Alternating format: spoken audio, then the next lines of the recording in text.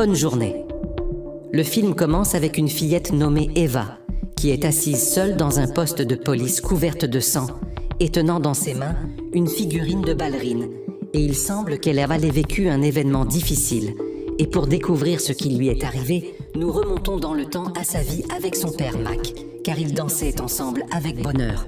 Et son père lui dit qu'elle n'avait plus que lui après la mort de sa mère et de sa sœur.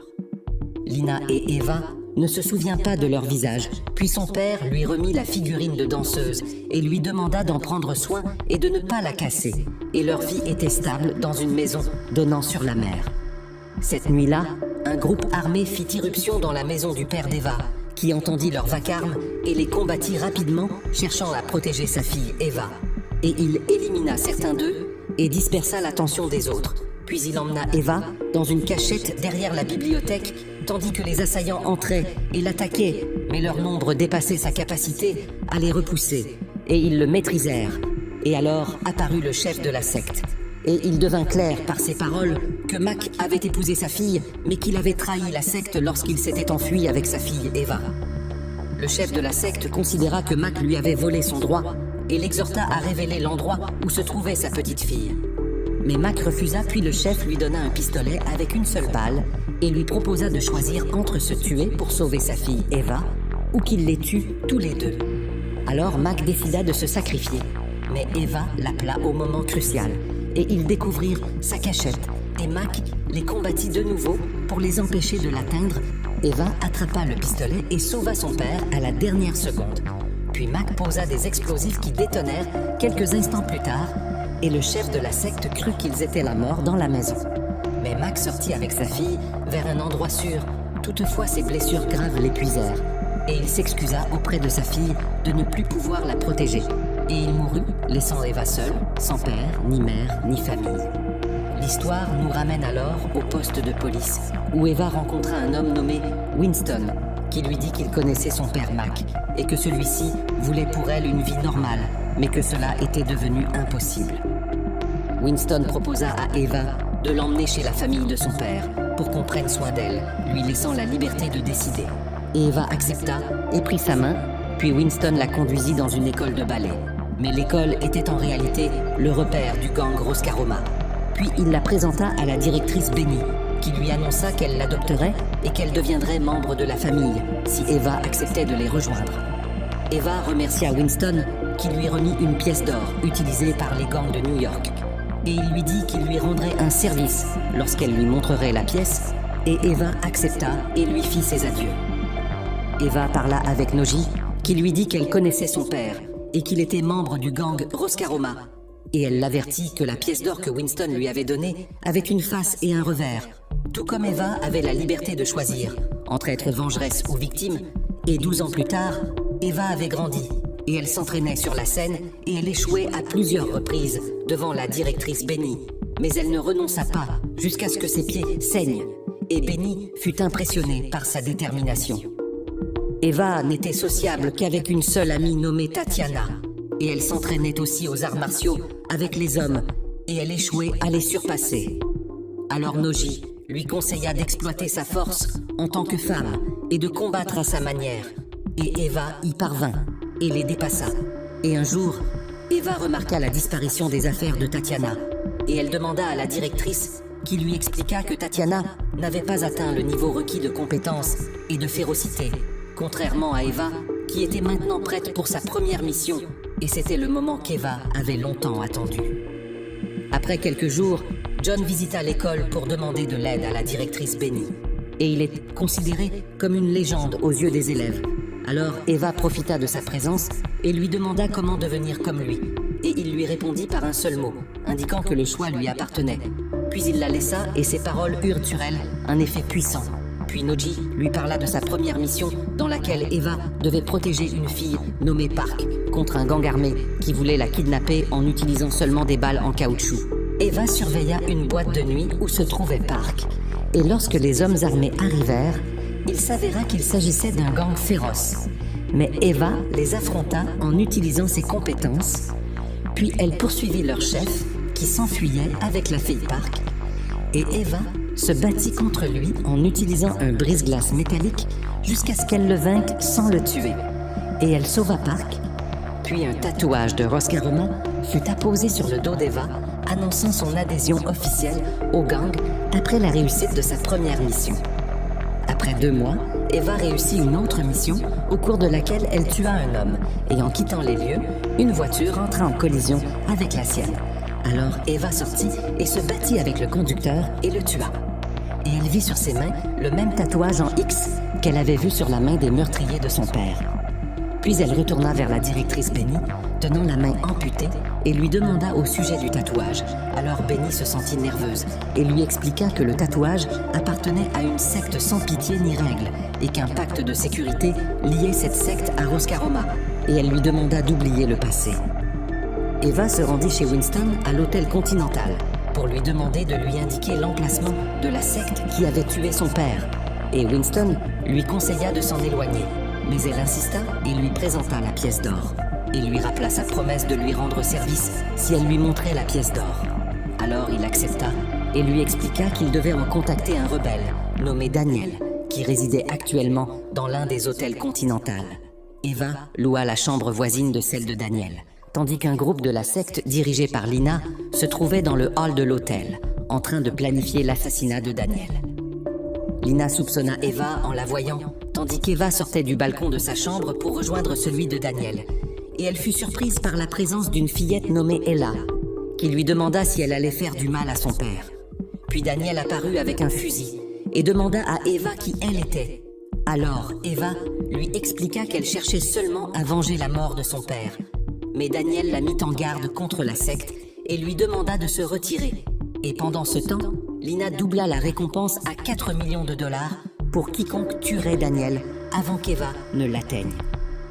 Bien que le sang soit interdit au Continental, les hommes armés se dirigèrent vers la chambre de Daniel, qui reçut une notification annonçant l'augmentation de la prime pour sa tête. Puis il informa Eva que la secte avait encerclé l'hôtel et une fusillade éclata dans l'établissement. Alors Daniel sortit avec sa fille, tandis qu'Eva combattait l'un des assaillants et le mit hors d'état de nuire. Puis elle les suivit dans l'ascenseur. Daniel lui demanda de protéger Ella si quelque chose lui arrivait. Et Eva hésita à le faire, puis accepta parce qu'elle se reconnut dans l'enfant. Eva fit sortir Ella de l'hôtel.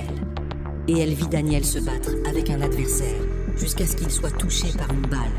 Et au même instant, Eva reçut un coup à la tête et Ella lui fut arrachée. Puis le directeur du Continental, accompagné de ses gardes, retint Eva, ainsi que 2 des tueurs majeurs. Eva se défendit en affirmant qu'elle n'avait pas commencé à enfreindre les règles, mais qu'elle aidait seulement la petite Ella. Alors, le directeur ordonna de tuer les 2 hommes et de la libérer. Eva se rendit dans une armurerie et présenta la pièce d'or à son propriétaire et lui demanda des informations sur la secte au tatouage en X. Et l'homme refusa de parler, estimant qu'il valait mieux garder le silence, et il lui proposa d'acheter une arme et la conduisit au sous-sol pour choisir ce qu'elle voulait. Mais l'endroit fut soudain visé par des tirs contre Eva et le propriétaire, alors qu'il se trouvait dans la cave du magasin où des membres armés de la secte firent irruption. Alors Eva se précipita dans une pièce latérale et rassembla des grenades à main pour les utiliser contre eux. Les hommes armés la poursuivirent, mais Eva fit exploser les grenades parmi eux et en élimina plusieurs. Puis elle retourna vers le propriétaire qui était encore vivant, malgré une balle dans l'épaule, et il la remercia de lui avoir sauvé la vie, et lui révéla en récompense l'emplacement d'un lieu ressemblant au repère de la secte sur la carte, tout en admettant que l'information n'était pas certaine. Mais il avait entendu dire que les membres de la secte s'étaient regroupés dans un village de montagne isolé. Puis Eva le remercia et se mit en route vers ce village, au milieu de la neige. Eva arriva en voiture au village et remarqua l'étrangeté et le silence de ses habitants. Puis elle entra dans un restaurant et le doute s'insinua en elle après l'entrée d'un homme armé d'un pistolet. Elle se battit rapidement contre lui brisa le bras et lui tira dessus. Mais d'autres bruits retentirent à la porte. Alors Eva monta à l'étage et affronta la cuisinière qui l'attaqua avec un couteau. Elles échangèrent des coups avec des assiettes, puis elle l'enferma dans la chambre froide. Plus de villageois apparurent et il s'avéra qu'ils appartenaient tous à la secte. Eva se prépara à les affronter et après de violents combats, elle réussit à éliminer un grand nombre d'entre eux et à s'échapper par la porte arrière. Le chef de la secte reçut la nouvelle qu'une intruse se trouvait au village et qu'elle avait tué certains habitants. Il ordonna de faire sonner les cloches pour alerter tout le monde, puis une longue poursuite commença durant laquelle l'un d'eux blessa le dos d'Eva avec un coup près, mais elle le tua. La supériorité numérique de la secte vainquit complètement Eva, tandis que Lina arriva en voiture et remarqua le tatouage du gang Roscaroma sur le dos d'Eva, dont la robe était déchirée, et comprit qu'elle appartenait à ce gang. Elle la frappa jusqu'à ce qu'elle perde connaissance, et pendant ce temps, le chef de la secte se trouvait avec la petite Ella et tentait de la convaincre qu'il était son grand-père, prétendant que son père Daniel avait trahi la secte en cherchant à s'enfuir avec elle. Mais la fillette déclara qu'elle le détestait. Lina rejoignit le chef de la secte et lui annonça qu'elle avait capturé une fille de Roscaroma. Et lorsque Eva reprit conscience, elle se trouva attachée à une chaise, et le chef la questionna sur les raisons de sa traque des membres de la secte. Eva lui expliqua que ces hommes avaient tué son père et tenté de la kidnapper. Et il sembla que le chef comprit qu'Eva était sa petite fille. Puis il sortit vers Lina et lui révéla que la prisonnière Eva était sa jeune sœur que tout le monde croyait morte, ce qui bouleversa Lina. Soudain, des coups de feu retentirent dans le bâtiment. Eva s'était libérée. La première puis la grande sœur poursuivit Eva dans une maison voisine. Mais Eva lui arracha son pistolet. Lina déclara qu'elle avait cru qu'Eva et leur père étaient morts et qu'elles étaient liées nées dans ce village, mais que leur père avait préféré Eva et l'avait emmenée après la mort de leur mère, laissant Lina avec la secte. Eva ne crut pas les paroles de sa sœur lorsqu'elle traita leur père de traître, affirmant qu'il voulait pour elle une vie normale loin de la violence. Les hommes de la secte encerclèrent la maison en attendant les ordres du chef, qui leur commanda de tuer les deux sœurs ensemble. Puis ils jetèrent des grenades, la maison trembla. Eva fut blessée et Lina gravement touchée. Lina dit à sa sœur combien elle lui avait manqué avant que les hommes armés n'entrent. Et Eva les affronta avec un sabre trouvé dans la maison et les tua. Eva saisit l'émetteur radio et informa le chef de la secte qu'elle venait pour le tuer et que rien ne l'en empêcherait. Le chef prit peur et appela la directrice Benny, annonçant que les actes d'Eva constituaient une déclaration de guerre et lui ordonnant de l'arrêter immédiatement ou il anéantirait Roscaroma. Benny accepta à contre-cœur et confia la mission au légendaire tueur John Wick, à condition que les hommes du chef n'interviennent pas dans l'affaire. John arriva par le train et un message diffusé par haut-parleur demanda aux habitants de ne pas intervenir et de laisser le loup poursuivre sa proie. John barra la route à Eva et lui proposa deux options: quitter immédiatement le village ou être tuée. Mais Eva s'avança en lui rappelant qu'elle l'avait déjà rencontré et lui avait demandé comment devenir comme lui. Et elle lui confirma qu'elle ne partirait pas, puis elle se battit contre lui. Mais John prit le dessus à chaque fois et lui proposa encore de partir. Mais Eva persista dans son refus. Et il sembla que John éprouva de la compassion et comprit son désir de vengeance. Il lui accorda un délai d'une demi-heure jusqu'à minuit pour qu'elle tue le chef de la secte ou il la tuerait lui-même. Eva accepta et partit en hâte. Eva prit d'assaut le dépôt d'armes et s'empara d'un lance-flamme, tandis que le chef de la secte découvrait que John Wick ne l'avait pas tué et ordonnait à son bras droit de partir lui-même pour éliminer Eva, pendant que des soldats pénétraient dans le dépôt.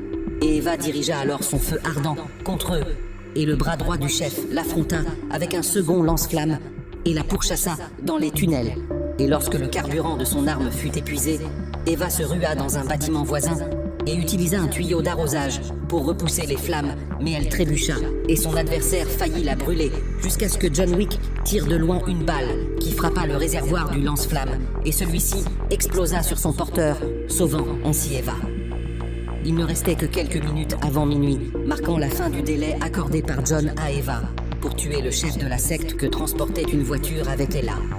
Et Eva tira sur le véhicule et abattit le conducteur, puis le chef descendit de la voiture en tentant de convaincre Eva que sa mort ne changerait rien et que son destin était de devenir une tueuse professionnelle, lui proposant de rejoindre la famille de sa mère. Mais Eva lui envoya la balle de grâce qui se logea en plein front, tandis que John Wick observait de loin et confirma que l'accord avait été respecté par Eva. Eva emmena Ella hors de la voiture et lui promit sa protection en exécution du vœu de son père Daniel, qui fut transportée à l'hôpital puis guérie de sa blessure et réunie de nouveau avec sa fille. Et quelque temps plus tard, Eva assista à un spectacle de ballet interprété par son amie Tatiana.